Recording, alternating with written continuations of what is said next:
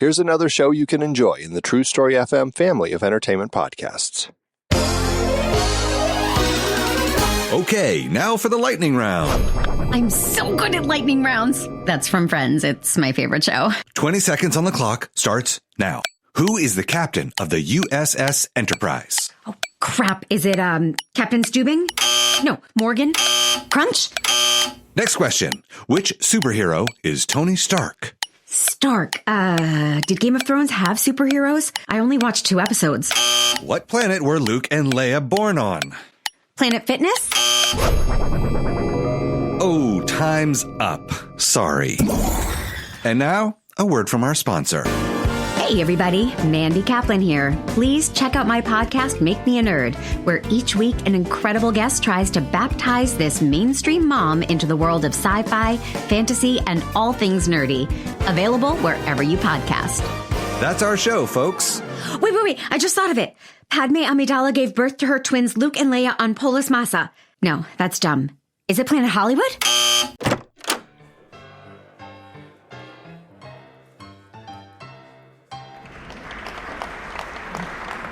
There you are. I was hoping you'd make it. Come in, sit down. Welcome to the Story Well. If you've found your way here, then here is where you belong. And joining us at the table once again is podcast impresario, Mr. Pete Wright. I don't know why I deserve to be back here, Kyle. I don't understand why I have a second run at this. And there are so many I think talented storytellers. You have completely redeemed yourself in the last appearance. It was fantastic. You have nothing to complain about. You have nothing to apologize for. Okay. Well, since then, I've watched Indiana Jones and the Dial of Destiny, so I'm coming in hot with some time travel desire. So you're going to love me tonight. A way to actually do it. I want to start out, sort of move away from movies, even though I know that's where you spend most of your time, because there have been a lot of adaptations lately, that has been a hot thing of books. Sure. And I know that you are a learned man. You are a soon to be published author. I am. So I wanted to just ask, are there books out there that you think would make fantastic movies that some so far have been completely avoided? Now I'll sort of put on your producer's hat. Let's say someone came to you as they're like, hey, I've heard of you. You're podcast impresario Pete Wright and published author as well. Yeah. What books do you think we should make into, let's say with feature film? Do you know some of them can be better as television series? And if you want to go that way, that's fine too. But what do you think is a book that you have enjoyed that you think would make a good movie? No, I have it immediately. I'm just scrubbing through because I need to make sure I have the author spelling of the author's name correct because I had such an incredibly good time. I've had an incredibly good time with all 3 of these books, or 3 of these. So the first one, the one that comes immediately to mind is called The Borrower by Rebecca Mackay. Okay. And it is a story. How spoilery can I get? Give me the elevator pitch. All right. It's a story about a young librarian in a small town, and she takes good care of many, many children. And there is one particular child whose parents don't care for the kind of books that the child is allowed to check out and come in and throw a big fit. And at some point, the child and the librarian develop a special relationship and go on a road trip. And I won't say any more than that, but it is one of the most delightful, wonderful stories that I've read in a long time. It is compelling. It's riveting. It's funny. I think Rebecca Mackay is wonderful. She also wrote The 100-Year House, which I quite enjoyed. And I have some questions for you, which is more of a thriller, kind of sinister thriller at a boarding school. All 3 of those I would absolutely line up to see in the theater. I think they are wonderful stories. She is a great storyteller. The other one, oh my gosh, We Are All the Same in the Dark by Julia Haberlin. This one must be adapted. It's twisty. I'm going to drop a parallel book that was adapted into a movie, and I worry that as soon as I say it, you're going to get it. But it's a little Gone Girly. Okay. Not exactly enough to be provoked. And I loved those books. Though they were fun, on the scale of like airport pulp to, high fiction, they're kind of square in the middle. Like they're square in the middle. They are all better books than Dark Matter, Blake Crouch's book that was adapted to the Apple TV series with Joel Edgerton, which is the adaptation. Actually, I think is pretty strong. It's going well. I'm enjoying it, and I read the book, and I didn't care for the book as much. Like this is one where maybe it should have been the series in the first place. Kind of like the Strain, which was originally meant to be a series, but they couldn't get it written or couldn't get it bought until they wrote a book, right? Like, that's kind of what it feels like. So those, I cannot stress that. I'll send you links, put them in the show notes. People should read these books. Please. They're fun and great. And The Borrower, I'll tell you later. What do you think makes them particularly cinematic? I mean, because a lot of books are very internal, like even a lot of Stephen King, who I haven't had a chance to watch yet, but there's a new documentary out where they talk about all the different adaptations, but not all of his books can be adapted because a lot of them are internal. They take a lot of things. So what do you think that makes these, in particular, like the ones you mentioned? Yeah, right. The Borrower is a beautiful relationship between a child who's running from something and an educator that is just longing to protect him but doesn't know how. And that is such a human relationship that is representative of so many school systems across the country, right? Like that's just educators who are trying to do their best and don't know how to do that right now. I will then tighten the circle a little bit more, and then we can move on to the make-em-ups. But if someone hired you to adapt a book, what would that book be? Yeah, what would those books be? Would it be one of those ones you mentioned, or would it be something else? Like, do you have a particular thing that you think, I have an angle on this, and I think I don't know. This is like, and I'm also you're just putting me on. If you have something in your pocket that one day you hope to do it, you don't want to give it away. That's absolutely fine. I hope someone does it. If it's not someone, then maybe one day, God willing, and the creek don't rise, it's me. It is. Have you read The Secret History by Donna Tartt? I have not. Okay, so it is a cross between Good Will Hunting and Lord of the Flies. Oh, okay. If you're at a high-end college and you are all in studying philosophy, and also there is a piggy allegory.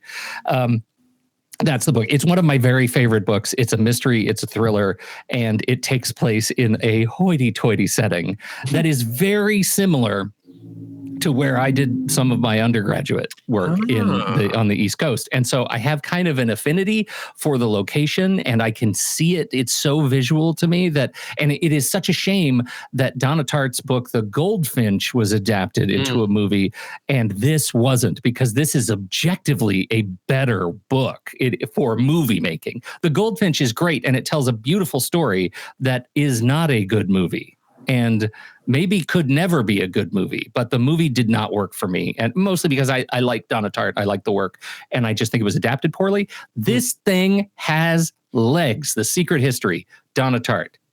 That's my pick. All right, very nice. I feel strongly about it. It sounds like you do. That's what we want. Yeah. Passion. Right. Right. So let's see if we can get passionate about something we're going to make up. Okay. From scratch. I'm ready. I'm ready. Now. I'm ready. Okay. I'm pumped. I've been doing push-ups. Yeah, you got some. Your mental muscles are all 100%. I got my Earl Grey hot metal dice. Yeah, I can't wait to hear it.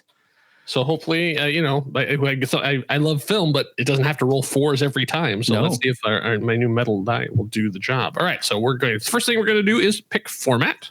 So we have to roll a die. Oh man. Come on, dice. I asked you, and then this is what you do to me. Is it a film? It's a 4. It's a 4 again. I don't know why I keep doing this, but yes, it's a film. Okay, we're making movies. We're onto the dice. Okay. All right, so now we're picking our genre. So first genre. Does metal dice take something out there? It sure did. It took me out right at the knees. Yeah, it is a 4. So it is a thriller. Another 4. Okay. A thriller. Okay. Well, all right. Similar to what we were talking about here. And a drama. Okay. thriller and a drama. Okay. So thinking thrilling, dramatic films. Start thinking about those as I generate a plot for us here. As I shuffle my cards and thrilling, dramatic films. Thrilling, dramatic. So movies for grown-ups. Yes, that's what we're doing. We don't really know our time frame, so it really can be at any point. It can be. So the last time I was here, yes, we did it was a fairy tale adaptation, and we did an adaptation of the Pied Piper. And I think we should stay away from fairy tales for a dramatic thriller. I agree. We don't want to be, typecast. Okay. All right. So this actually this is an interesting one. So I'm using the Story Engine deck, storyenginedeck.com. They're not a sponsor, but we'd happily take their money. It is amazing and good for generating plots and then seeing what you can do with them. So what the cards have given us is a radical wants to reveal the dangers of a grave, but the innocent will suffer. Radical already makes me think of something from the sort of the 60s. Like it makes me think of sort of anti-war protesting and that. That's sort of what first came to mind. What are the first sort of thoughts that come to your mind? I guess I'm with you. The first thing I went to was like 3 Mile Island, right? Like the early protests of of nuclear reactors, nuclear power. The other thing I'm reading right now, which is a little bit stuck in my brain, is the new Michael Crichton book, finished by James Patterson. I was going to say, new Michael Crichton. I think I have some bad news for you. Yeah, no, his wife found this in a drawer and read it and sent it to James Patterson and said, do you want to finish it? I'd like to know how it ends. And he did. And it's about Mauna Lea. It's about the volcano and what would happen in the speculative future where it destroys the island. And there is something that works that Crichton always gets right. Yeah. About that. Like there's other story going on, but the fact that there is this ticking time bomb that is unstoppable, right? Like there's nothing you can defuse. It's a volcano. You cannot fix it. You just have to figure out how to sort out your business and get out of the way. I love that kind of a thing in the background. Tommy Lee Jones might have something to say about that. Yeah, right. That true. But there is something about having an event, like an epic event that is unstoppable, that could get in the way of both the rogue or the radical and the innocent in their efforts to comply. That's interesting. I don't think it should be necessarily an asteroid, but I do like the idea of something in the background that's that's not bad. I also have influencing by things I have read. I'm reading the Anthropocene reviews. John Green. Yeah, exactly. And today I give it 5 stars. Yeah, exactly. I'm once again I'm indebted to my daughter who keeps recommending stuff, and it turns out she's right almost every time. And so she said, you need to read this. And so he today, and I was listening to the audiobook, was talking about infectious diseases. Oh, yes. So as we're talking about dangers of a grave, it makes me wonder if we have something along those lines, that there's the whole thing of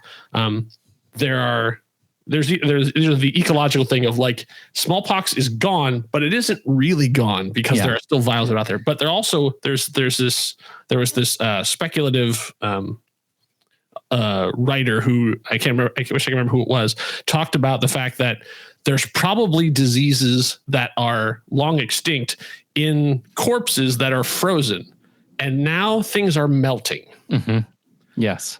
And so if suddenly, our ancestor Og, his body is suddenly thawed in. He died of large pox, right? Yes, exactly. And then all of a sudden something is now loose. Yeah. Yeah. And I've read that theory that and even like the not even just the bodies, just like frozen earth, there are diseases frozen in the ice. Oh, I remembered who it was. It was Joseph Michael Straczynski. He talked about how he talked about how the world's going to end, and someone said, well, what's most likely, and he said, and that's the thing that keeps me up at night. And it was sort of that's pretty terrifying. So it would be interesting to have it that something has been found, and you could even have it be that someone wants the body back.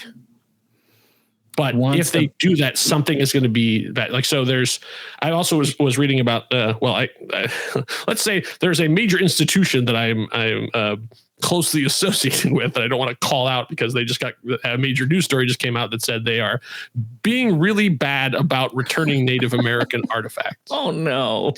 They are not your department apparently, and they are very low on it. Yeah. But I wonder if something is found and someone wants this body back, but it turns out that there is things. So you have this political pressure. Yeah.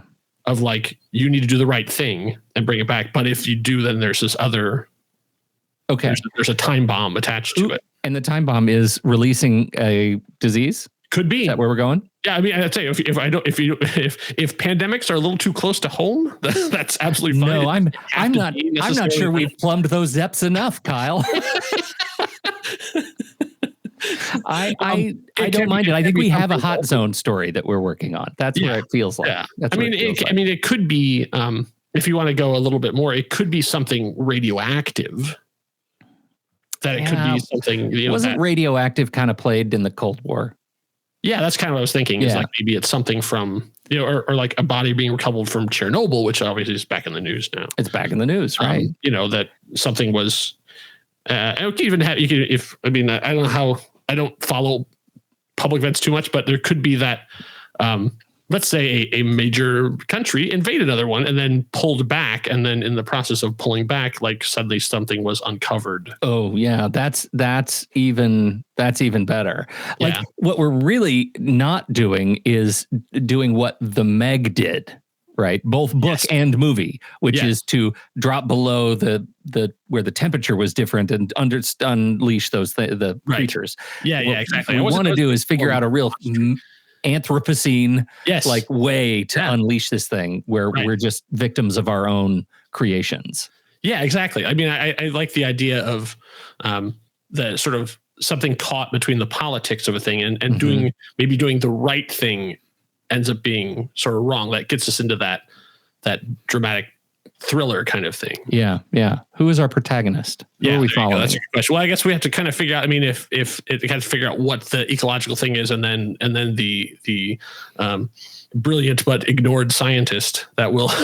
So if it's an epidemiologist or if it's it depends on kind of what the thing is, and then we have the. Oh, you know what? Maybe it's reforestation. Oh, okay. Right. Like, okay. So Central America, South America. I mean, you get crossed into the sort of the Last of Us mushroomy kind of things. You can a little bit. Like an aggressive. I don't want to think that's still so current. Like, I don't want to be too hard on that, but I do think there's something about this where we have the political good of saying all of these forests that have been decimated, we're going to churn the land and replant. And in the process of tilling all that land and preparing for reforestation, we unleash something horrible. Yes. And it's, maybe it uncovers this body and that's the thing. Right. And so it's caught between the political will of governments funding massive reforestation projects and egos and all of that, and the scientific will of you can't do that thing because we found this thing, we have to protect ourselves from it. I don't know. Is that a thing? Is there something in there? It could be. I'd say we're kind of I say that we're kind of at the macro. Yeah. What's the micro? What is the MacGuffin? What is someone trying to get that they're not able to get? What is the thing that keep moving? And it's hard to. Mm-hmm. It's like in The Happening, it's really hard to fight trees. So, yeah,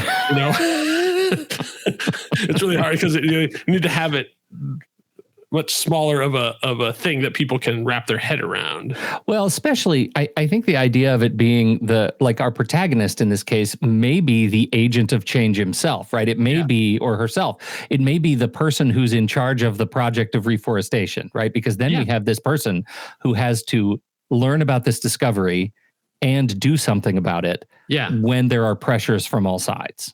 Yeah, that would be okay. I'd like the idea of a heroic park ranger. Okay. That's interesting. So you have a person who has chosen to isolate themselves. Mm-hmm. They are, for whatever reason, don't want to be a part of the world. They feel out of step. They feel out of sync. And so they have chosen a profession which will keep them separate from humanity. Mm-hmm. And now humanity has come calling, and they have to be the one to go back into the world to save it.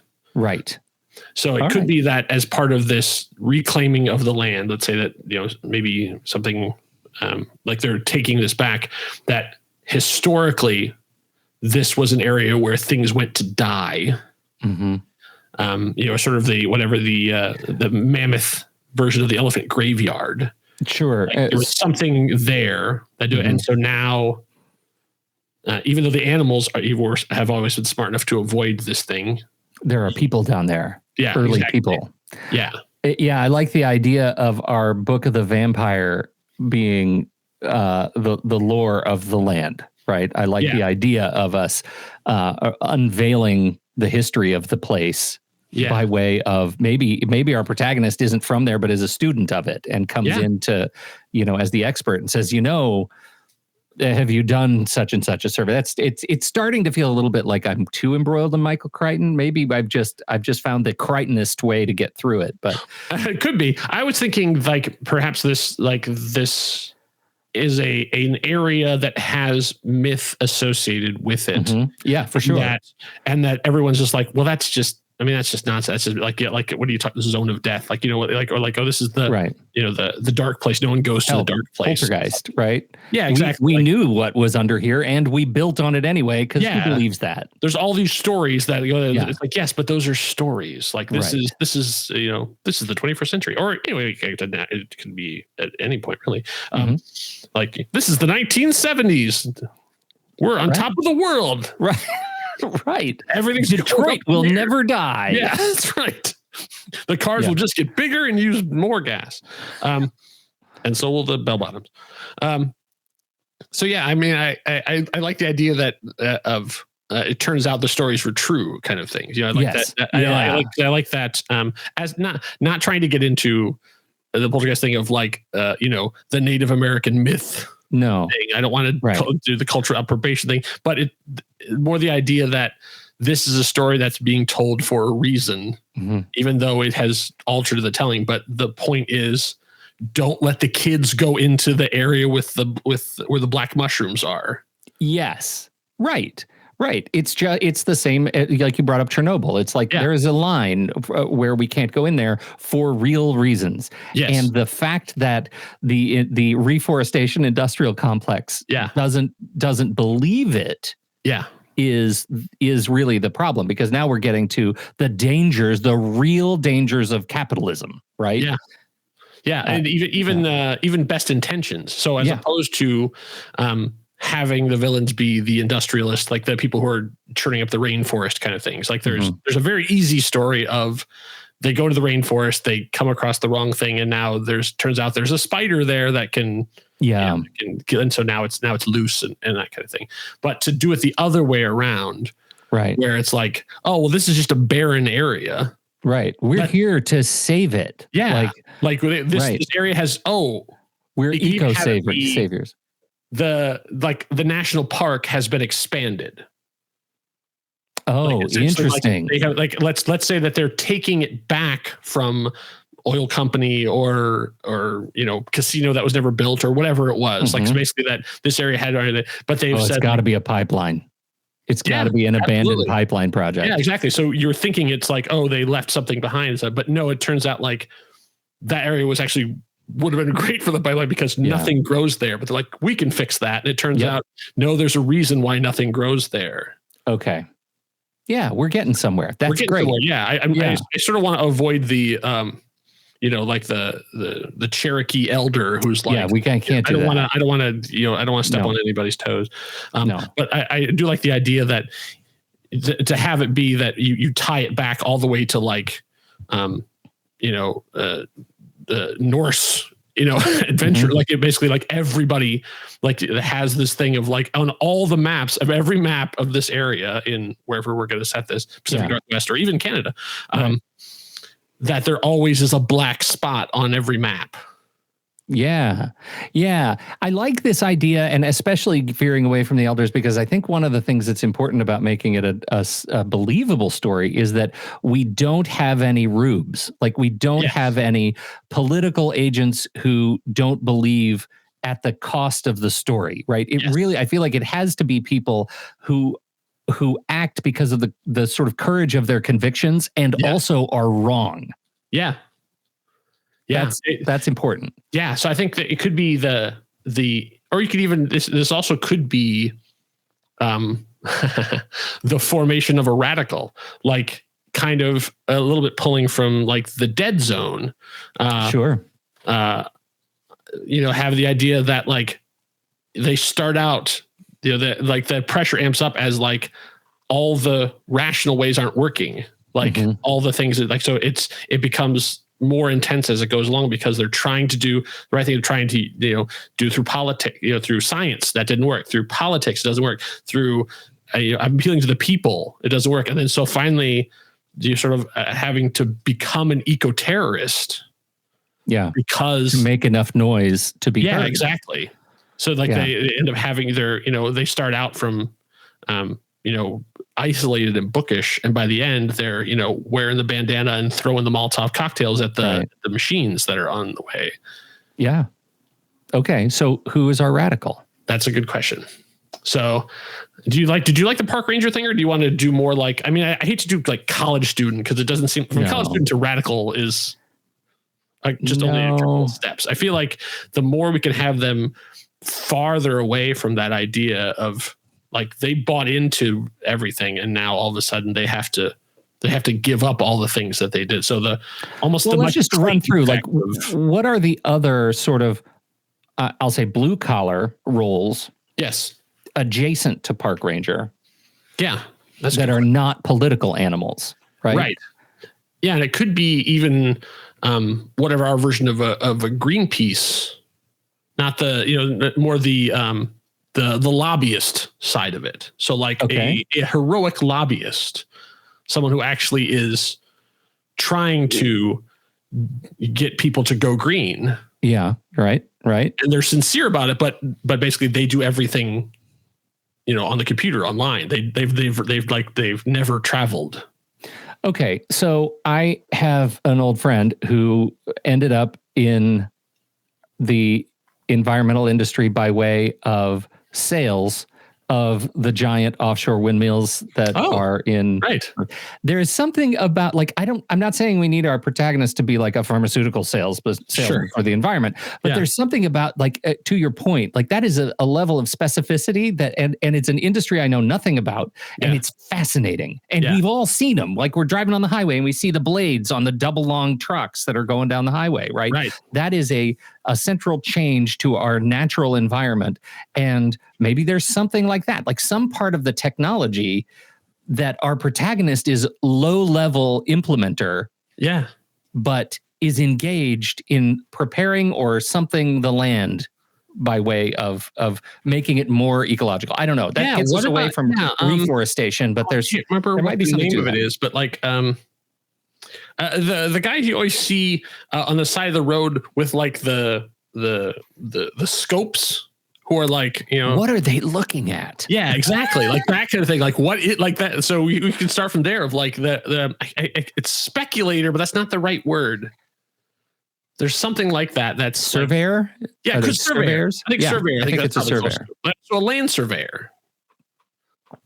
Oh, okay. So now like we're getting into like, once we get into land surveyor, then we get into this sort of, again, parallel adjacent universe of aggressive metal detecting. Yeah. Do you have anybody in your life that is a metal detector? Because that is a culture. They're out there. I've got another. It's a very dear friend who has fallen into this culture of metal detecting. He has multiple metal detectors. He's got, I want to say, many thousands of dollars in incredible finds. And he's doing this stuff. He's going to these places. I think we might have to have like a Judd Hirsch kind of metal detector in our story. I like that. Not a protagonist. So let's say this is a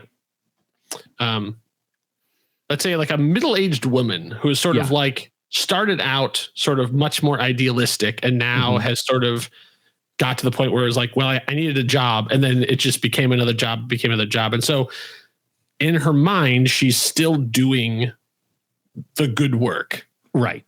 But really, she's just another bureaucrat. She just happens to be a bureaucrat who's doing things. Bureaucrat for good. Bureaucrat for good. Exactly. Like the thing. And I also, as we were talking about, I really like the idea of her father is a retired lumberjack. Because maybe like, her father's the retired lumberjack who's taken up metal detecting. It could be. That could absolutely be. Like, the idea is that like he doesn't, he obviously can't. At a certain point, there's a lot of jobs you just physically can't do anymore when you get to a certain age. And so the idea of him being going for lumberjack, being just the weirdo in the cabin.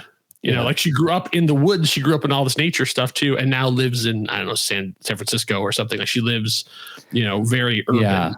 In the skyline of Trans-America. Exactly. And then this has been, maybe this has been her pet project. And now it's finally come to fruition of like, taking back this area where she used to be that there was the line, like the woods would end. And then there was all these we're reversing an urban growth boundary. Yeah. I mean, obviously, as malls are dying now, we could have it be that like the mall's coming down. And so then now they're taking back this land and stuff too. But there's still this area where everyone knew not to go. And now that's on the thing. And so she has to, this is her, so maybe there's our things that she has to like the price she has to pay is like, this has been her dream. This has been like the thing she's always wanted to have happen. Now it's happening, and now she has to be the one to stop it. Okay. Is there room? Is it too far to suggest that she is also our patient zero? Oh, okay. Do you think you want to do like a full-on disease thing, or do you want to have it be more, ecological, microbial, mushroomy? If I know anything, as somebody who's had COVID as many times as I have, I am not afraid of a full-on disease. But I do think there's something interesting about it because I kind of want to guarantee or at least put in a lever that says this is a one and done movie. Oh yes, I see what you mean. So like you think I want a Rogue One this movie, her infecting herself. Or gets infected and still has to somehow fight the good fight, you know, and realizes at some point, like that transition into the third act, she has to realize at some point that she is doomed, but her work will save others. Yes. And at the end, she is taken by the land. Oh, yeah, right. Yeah. What is that? I mean, I don't know. Does that give you anything? No, I think I kind of like that. All right, so I guess who is she alone on this quest? I mean, she gets Dad involved. Yeah, Dad, he's a voice of wisdom, but also he's also a little bit of a kook. He's a kook, right? Yeah, and so he gets to be a kook. Yeah, he's not like a conspiracy theorist. He's just he's eccentric. Lived alone a long time and has gotten weird. And he's the guy who says a lot of kooky stuff until he doesn't. That's the thing, right? Then we get the heartfelt scene where he shares something that's actual wisdom, and she gets to be aware of it at the same time. Yeah, and that can change that can pivot the story to something where she gets to take agency. There's Mom was the one who understood the kid, and he was sort of the strong silent type, right? Loves his kid, but when Mom was gone, he didn't have anything left. That was the main connection between them. And once she was gone, then it's sort of a call every couple weeks. It's not the same. It's not, doesn't have that strong connection anymore. So they're not necessarily strange, but strangers. Yeah, that's fair. So on this quest, then, are we going to have other people that she recruits along the way? Is it like she has her little, like her assistant or her team, or like people that she brings along? I kind of like see a sort of a Justin Long sort of Man in the chair. yeah. Well, man in the chair, yeah, but also like just like the guy with a clipboard constantly following after her. Yeah. Or something that I do like that. From Wonder Woman, I can't remember what her character name was, but the sort of the woman who helped her to get the right clothes in England stuff too. Oh, same thing with She-Hulk, right? Yeah. Exactly. There's her assistant at the law firm who's got her back. Exactly. I do like that idea. I think you and I both probably have a bent to over progressive our main characters. Like we have this strong middle-aged woman and she finds herself and she gets her groove back and she fights all the wars by herself. Well, things aren't going to go well for her. So I think I like the idea that as opposed to still getting a groove, she's going to, set her groove on fire. Yeah, right. We get a Spock Kirk scene, right? Yeah. The go to the one sequence. Right. Yeah. I mean, I like the idea that she have to that's what you do. Like your protagonist climbs a tree and you throw rocks at him. Like that's the idea is that it's everywhere she doesn't want to be. It's everything she doesn't want to do. Yeah. Okay. So do you think, so is she gathering a small group of stuff around her, or is it starts out that she is like the sort of spearheading this thing and then people are falling away? I think it depends on when her awareness hits. Like when does she get to discover that things are awry? If it's a thriller, I would think it'd be pretty quickly. I mean, if we're into, Pelican Brief territory, like we have to have something, and we have to have a smoking gun, a delivered file, a dead bird on her doorstep very quickly. That's just that something already is not right with this. There's a dead bird on her doorstep right next to a dead cat. Well, I mean, it really could be following the food chain back. Yeah, totally. Start from there, and like you even start from like, oh, we found a sick bear. Yeah, it was like, oh, what did and so and it's like it keeps going, you keep getting smaller and smaller and smaller as things are sick. Eventually, there's something in the fish. Yeah, exactly. And then it's sort of like, what are the fish eating? Oh, I like that, because then we get the dramatic scene at the dam, right? There's some sort of thing where all the fish are like dead fish are gathering at some sort of filter, clogging the dam. And that can be a big point of revelation. Water. Yeah. Water is really good. Water's really good. Yeah, write that down. Somebody write that. I write that down. Yeah. H2O. Write that down. No, that's really good because there's drought, Pete. Yeah. Drought. It's brackish water. Yeah. And there's something in the water. There's something in the water. I think that's it. Oh, that's really good. Oh yeah. So instead of the dark spot on the map is the lake that no one drinks from. Yeah. Right.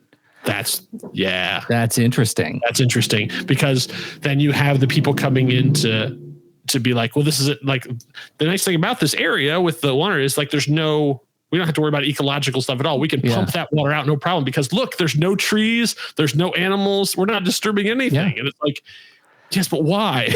Right. Why are 30 trees? Why are 30? Our well-intentioned corporate saviors don't need to ask why, because they're saviors. Yes. That's the conflict. We can get the whole greed part could be that they're not doing enough testing. Yeah. And there's like something has we can get someone along the line has skipped some of the stuff and there's something in the water. And she gets to be the one who's an employee of the company Corporate Saviors. Yes. Who actually gets to, so it also becomes a bit of a whistleblower story. Yes. Yeah. Because and also what they're doing is not necessarily, they're not Nestle. They're not trying to like all the water's ours. It's literally like, hey, this area, right. And we can even sort of then move this. We can sort of move this out of Pacific Northwest, and we can have it be more like North Dakota, South Dakota, sort of badland, because like where drought is a real thing. I mean, obviously, I live in Phoenix, so like we know all about everything's coming from the same water source. So there's a lot of Nevada, that nobody goes to, right? So to have it be that there's like in a canyon. Mhm. So then you get that sort of thing of like this secluded canyon, like, or an aquifer. There we go. There's a fun word that I can use. Aquifer that they have discovered. And they're going to be like, oh, we need to pump that out because we need to help people. So it's not about making bottles of Dasani. Like it's literally like people. We're pumping it out because we're going to do what with it though? Like that would be a question. I don't know what you're going to do with the water. You could put it in a different place. Or I was thinking they'd probably dump it into a reservoir. Okay. So like that's the idea. So it's like double jeopardy, right? Exactly. One, we're going to, once what's in there gets out. Yeah. There's no putting it back. I like it. Yeah, that's really good. Yeah. Okay. Yeah. Water. It all comes back to Chinatown. 80% it. Why couldn't we think of that? Yeah. That's really good. I like that. Okay. So it's all about the water. So we have our middle-aged protagonist. Yes. And her little buddy. Yes. Justin Long. Yeah, exactly. Yeah. or there's lots of Kate McCucci. I mean, there's a lot of people that can fill that sort of role. Right. That could also be slightly comic relief, but also for them to bounce ideas off of. Yeah. And then at a certain point to be like, I can't follow you anymore.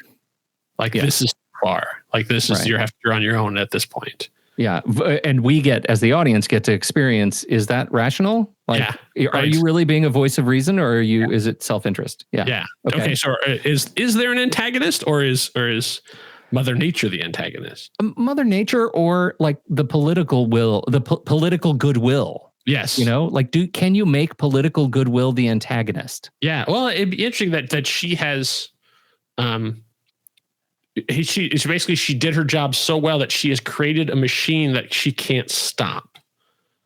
So essentially we could have it be that if you're going to have a politician involved, a politician has pinned their campaign on fulfilling this. Not like elect me and I'll do this, but like you elected me, now I'm going to do the thing that I said I was going to do, which is bringing water back to the desert. And maybe I'm in a hurry because I haven't gotten it done yet, and it's election season. I got to stay in office. It's always election season. Always election season. Yeah. But so to have a person who's not necessarily evil, they're not corrupt. They're just like they're trying to do the thing that they were put in office to do.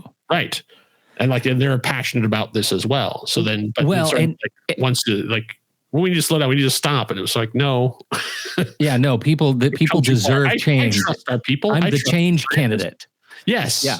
But this is the thing I think we got to not get stuck on is that the politician is just another piece. Yeah. Right. Like I don't want to end up in a position where the politician is explicitly evil because of their go-gettingness, right? Yeah. Like they have to be somehow have to be portrayed as authentically, like this has to be one of the hard decisions they get to make, right? Right. Like at some point, someone has to come back and weigh the costs and make a hard decision. And that should be in their hands. Like, that's their job. They were elected to make hard decisions, and they may get to 80% understanding and be like, we got to move. Yeah. And we have to be able to see that as a train wreck. Right. And it could also be that as opposed to sort of the politician just like, oh, I have a speech. Like the idea that they are so busy. Mm-hmm. Like they're trying to do so much that it's like I can't even. That detail is not the thing. I have so much other things I have to do. So the fact that they are twice as driven as our protagonist and doing a lot of good. Yeah, but the problem is like it's building on itself, and details are being missed. Okay, how as this train is getting up to speed, it's probably too easy to make this a conservative liberal thing. I think so. I think because I think we just keep it all into the whole ecological progressive, like I mean, who's going to argue with water? Yeah, so it's who knows anymore, Kyle. I mean, there were water wars. The thing that I think is interesting about it is if we make a candidate that is one that is wholly likable by the progressive caucus and still has to do this thing that is ultimately incredibly damaging and unleashes the end of the world. Yeah, but I still see them as a work boots and blue jeans kind of person. Mm-hmm. You know, like the no pantsuits. Like you're right. You know, that kind of the sort of the. I can't. There's no one even I compare to because there's no one really who's like this. But but it'll be played by Carrie Ellis. Come on. Yeah. Oh, that's interesting. Yeah. Right. So the other thing I want to get out there is because I said it, but I said it as if it was a laugh line. Yeah. But I feel like one of the opportunities that we have to talk about the global interconnectedness is to have like a local state senator in charge of this community in the United States making this decision that does unleash something that like imperils the globe. Yes. Well, yeah. I mean, and sort of the dark spot, whatever, it has been isolated, so it's not part of the water cycle. Right. And we're going to make it part of the water cycle. Yes. And once it's there, once it's in, then it goes everywhere. Yeah. I mean, the bad stuff never comes from the United States. It needs to come from the United States this time. Yes. And that's our scientist. Yeah. Like talking about like, you know, as opposed to like they get all this stuff about, you know, whatever it is, microbes, whatever the thing is, you know, whatever it is that's going to be like, and to have to like literally like in there maybe there's a speech going on at a school and literally going to the science thing and pulling down the thing on the wall of the water cycle and like, you know, like for a fifth grade class and going, look, it's like once it's there, it never stops. Like once we get this in there, it's in the water and you drink it and then it's in the rain and then it's like, you know, it doesn't matter what you do. You will never stop it. Yeah. And then it can be like the siege and we can have jackbooted stormtroopers go into every schoolroom and rip down the water cycle because we don't want kids to know how water works.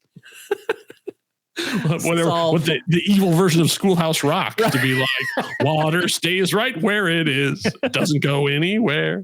Your tears crawl back in your skin. Yeah. So we're doing great. Okay. Yeah. So take that last part out. Cut that last bit about the jackbooted stormtroopers. We're not going to do that. That was a bad idea. But yeah, no bad ideas except that one. I think there has to be at some point. There probably has to be a vial or a container or whatever of like concentrated version of whatever this thing is. It's so spread out. Like it's, you know, it passes through their stuff because there's so little of it. Mm-hmm. But that's because it has not been exposed to light and air and all this kind of stuff. And once it is, then it expands, it breeds. So like these are really evil amoebas. Okay. I like, you know, because that's me, because people still die from amoebas. Like it's like once they're out, then it's because it's, you know, but it like passes through all of the sort of filtering thing that we have just because it's at this point, there's so few, but and we don't know how to test for it. Yes. Right? And so like, we have to learn like literally the jar. There has to be like a running thing of like, have to get this to the place at the time to stop. Let me ask you something though. This is important because we started this 47 minutes ago, under the guidance that this was supposed to be a thriller. Yes, that's what I'm trying to get to, like that part of thing of like there has to be some sort of a race or a chase. And I wonder if we need to retract the earlier bit about making political goodwill the evildoer. Maybe we really need a villain. Well, maybe so. Like maybe someone to run from or to, or right? I really like the Carter Burke kind of idea that it's not necessarily the politician, it's the handler. Okay. So there's someone who is shielding, like it's sort of like shielding her from getting this information.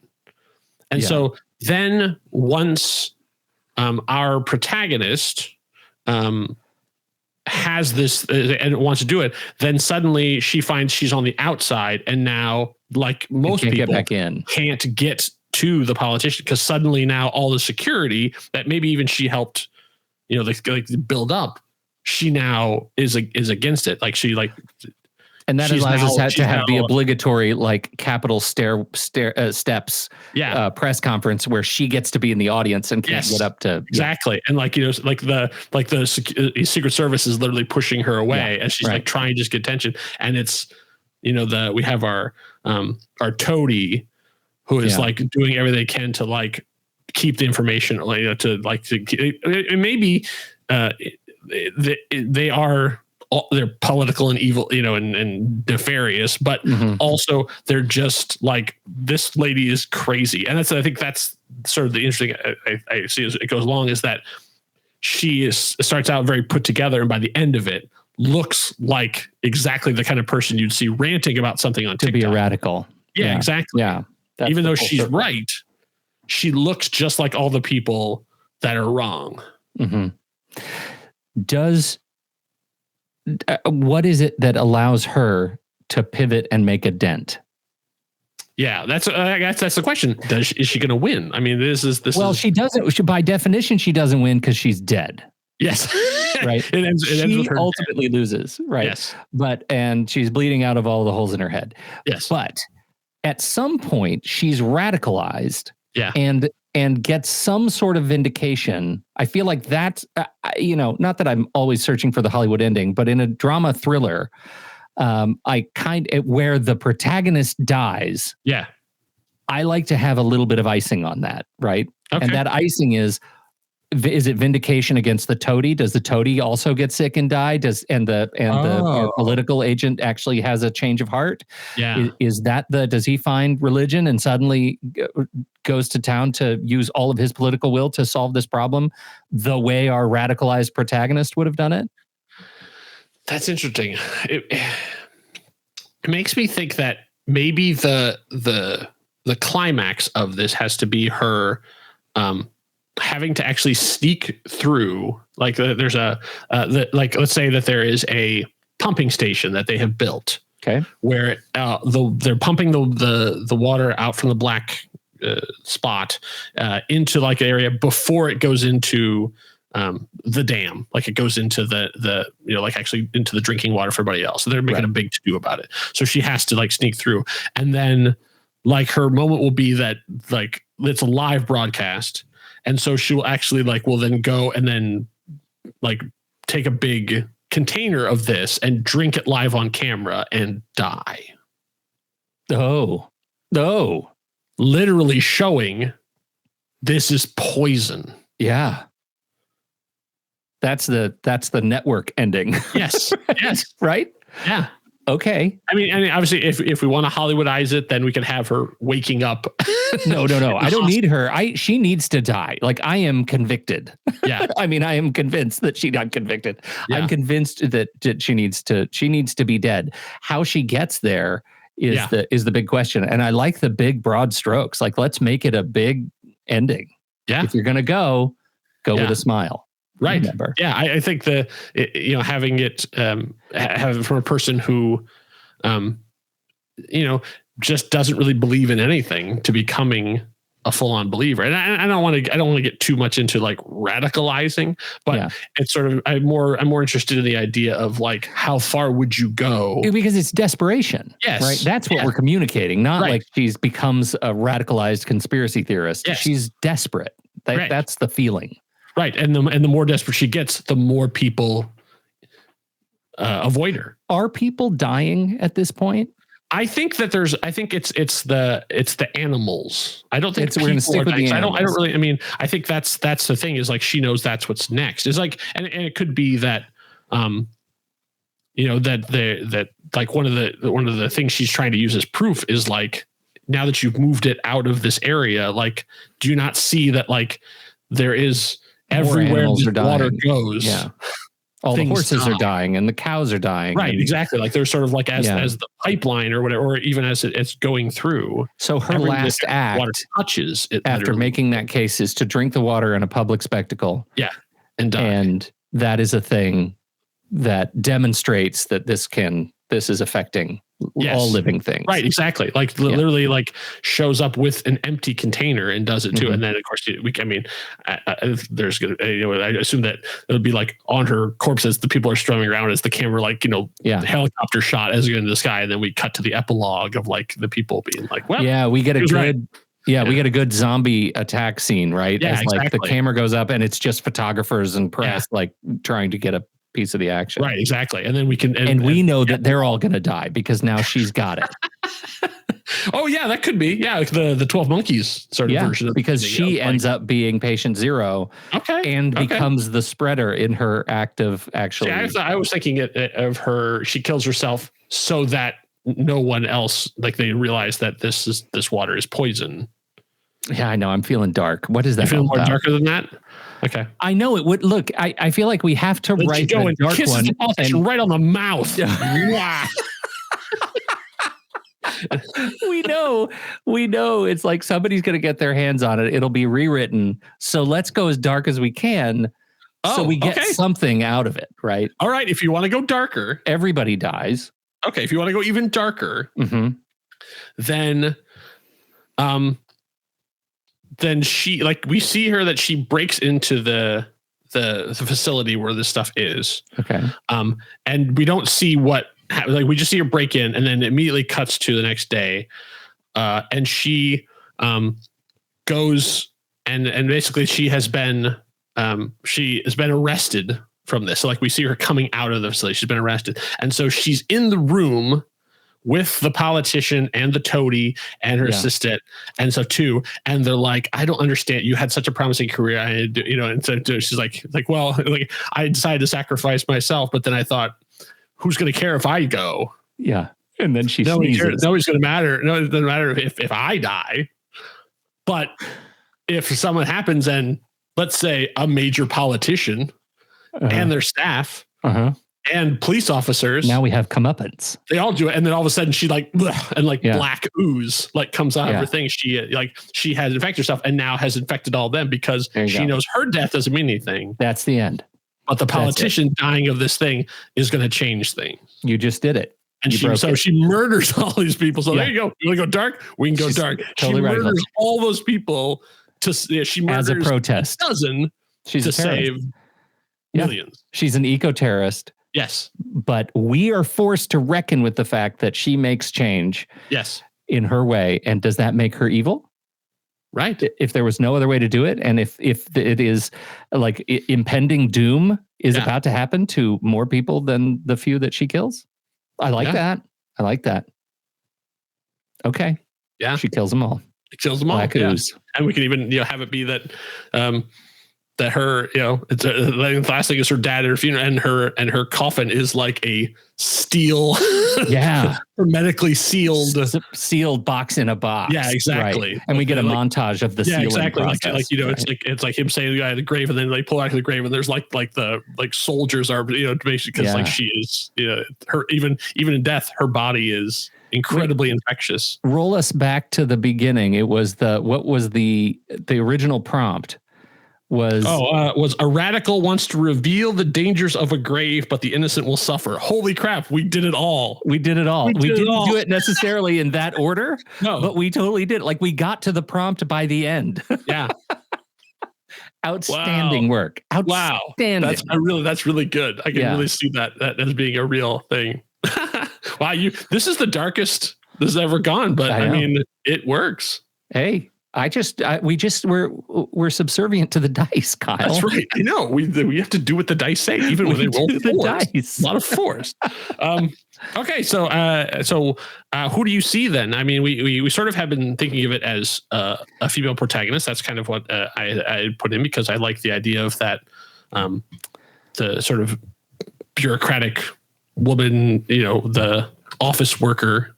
Yeah, I mean, are we going for like a Blake Lively type? I was thinking maybe even older than that. Sort of. I'll see everyone I think of has now aged up, but like I was thinking Rene Russo, but Rene Russo is probably too old for this now.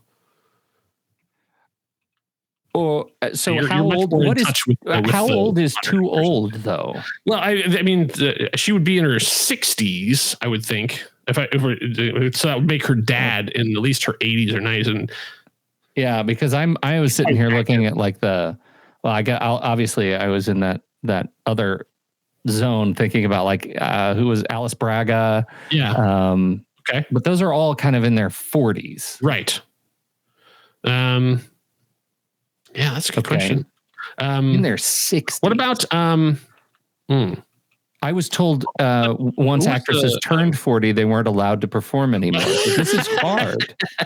That's right. And if Andy McDowell has taught us anything, because then we're in Jamie Lee Curtis territory, right? The Good Wife? What is her name? I don't. Who are you talking about? Either one, actually. I don't watch The Good Wife, so I don't know. Okay. But I think now the territory that we're in is like, okay, so I just watched True Detective. Juliana Margulies. That's what I was thinking. Oh, yeah, she's good. However, Archie Punjabi would actually be great in that as well. Is she also in The Good Wife? She also is The Good Wife, yeah. Okay. Because I think we're in territory of like, Angela Bassett, right? Yes. Angela Bassett can pull off both ends of that spectrum. I think Angela Bassett might actually be too powerful. She would be really good as the politician, though. Yeah, you're right. You're right. Because we need somebody who's a little bit like used to being ignored or stepped on. Oh, yeah. That's hard to... So, I mean, obviously, they're still going to be Hollywood, so they're still going to be like gorgeous. Yeah. But you have to have that sort of that dowdy, a little bit more dowdy. We just watched Everything Everywhere All at Once again. Michelle Yeoh. Yeah. As far as I'm concerned, there's nothing Michelle Yeoh can't do. Truly. Since Super Cop. Yeah. I've been way back. There's nothing this woman can't do. Allison Janney. That's interesting. I think when you look at my favorite Elizabeth Moss. Oh yeah, good. Holly Hunter. Yeah. Holly Hunter. Yeah. I mean, I go back to Newsroom and she's just, this is that character, but when she was 25. It must be terrible to be the smartest person. It must be, that's right. It must be wonderful to be the smartest person in the world. Yeah. In the room. Frances McDormand can also play a radical. Yep. Right. She's in that range. Right. Who else? I like all that. Yeah. I mean, we're in the ballpark, I think, with these folks. Okay. I think we don't really have a lot of. We don't have a lot of characters that we have fully defined. I think. But who's the secondary character? Who's the assistant? Oh, that would be. Is it? Are we going gendered casting? Is it going to be male, or do we care? I don't think we care because I'm really looking for that. That's a good character actor part.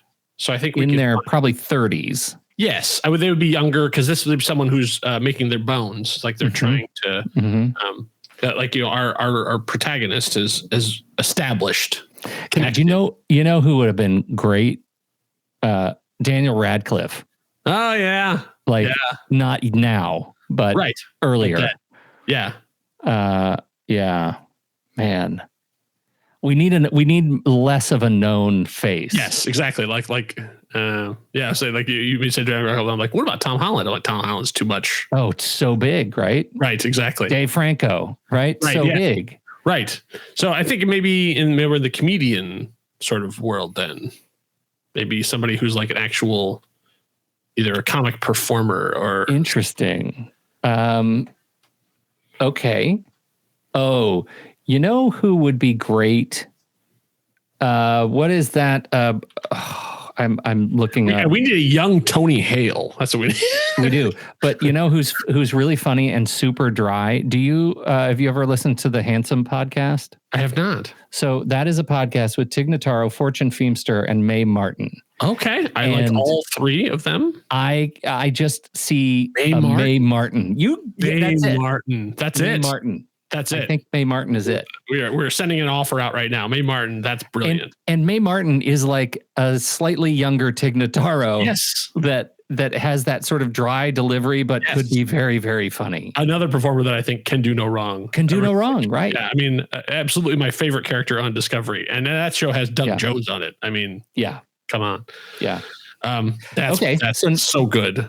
Now we need our politician. Yeah, we need a politician. Your Angela Bassett was really good. Oh, okay. I think, actually, a lot of some of the people we thought were too old for our protagonists Frances McDormand would be really good in that. McDormand would Allison Janney would be really good in that. I mean, all these people who are, stateswoman-like. Gina Davis. Julia Louis-Dreyfus. Yeah. Right? Honestly, yeah. For all the reasons in Veep, she probably would never take it, but she'd be great for it. Right. But to have her playing sort of the the other side of it, that was someone who's incredibly competent. Oh, Annette Bening. What do you got? Annette Bening. Oh, Annette Bening. Oh, that's really good. Yeah, because that's somebody. There's a face you can trust. Yeah, right. I mean, she was the Paramount lady for good. A lot of good that did him. Columbia. I'm sorry, Columbia. She was the Columbia lady. Right. Oh, that's right. Yeah. Yeah. Yeah, Annette Bening is really good. I think Annette Bening might be it. Yeah. Interesting. Yeah. Okay. So then we come to it. Here we are. Uh-huh. The hardest question of the whole thing. What do we call it? What is the name of our ecological political thriller? So I'm putting out the first one. Okay. And so we can try. This is the one to beat. Okay. I really like brackish. All right. Do enough people know what brackish means? No, which is why it's not a really good name for that. But I mean, because it has that. If you know what it is, it's perfect. But not enough people know what it is, so it doesn't really help. And I bet you there's already a movie out there called that. Well, probably. What are the synonyms for? What are some good synonyms for brackish? Are there any? Briny, saline, salted, saltish, salty, slightly salty. I don't know. Slightly salty has a ring to it. People will be really surprised at the end of Slightly Salty. I expected it to be a really salty movie. It turns out it wasn't. Okay. I mean, I guess I'm stuck on those sort of the one word thing. Drought. Uh-huh. Like I'm trying to think of water. but the A is how about thirsty? Question mark. The kids love that now. Kids love that. Means a different thing. Something. Wow. Trying to think of desert terms. We get too. into like the opposite of wet. So all the sort of dry. Containment. There's now. It could be even the solution. Even that sounds like that's a play on words. Yeah, exactly. Right. Exactly. Maybe a play on words in a freshman year writing class. Yeah. Right. The solution, but do you get it? Water. Do you get it? It means two different things. And it's also the thing, and it also is. Man, this is where I really should not be even on this show. I'm so bad at titling things. What about we look at focusing on the virus itself, virus, pathogen. Is that too much? That'll give away too much. Yeah, maybe. I feel like it's giving away too much. Like you want to keep it with the whole something ecological. Well, okay. Where is it again? Where is it taking place? Maybe we need to think about the location. Maybe it could be called famous Horseshoe Bend. Yeah. Maybe we call it something like Horseshoe Bend, and it's about the place. Right. Yeah. Yeah. It could be the name of the there's there's a Yellowstone, Superstition, New Mexico, or whatever. To have it be like a weird time. I mean, there's Sparks, Nevada. To have it be an actual. Both. It's it's the name of the town, and it also means another thing too. So like desperation or desolation, or it's name of a town. It also means another thing too. Yeah, I live truth or consequences. Where I can see the town line. There's the town right above us is Surprise. Oh yeah. I am doing a little searching for some interesting named places, and all of them are in Arizona. Of course, Tombstone, Carefree. Why Arizona? Why Arizona? That's a great question. Ocotillo, California. Weed, California. Chloride, Arizona. That might be our winner.